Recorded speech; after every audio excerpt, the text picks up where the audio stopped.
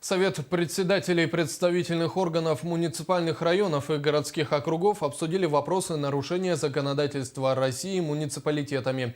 В повестку заседания, состоявшегося сегодня в Ултумене, вошли 3 вопроса. Было отмечено, что с этого года несколько полномочий нотариусов передадут местному самоуправлению.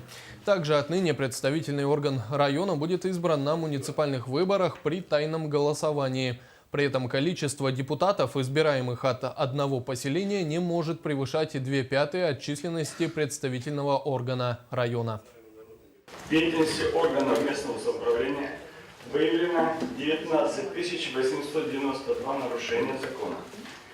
В целях устранения, по которым принесен 2061 протест, направлено 4816 заявлений в суд.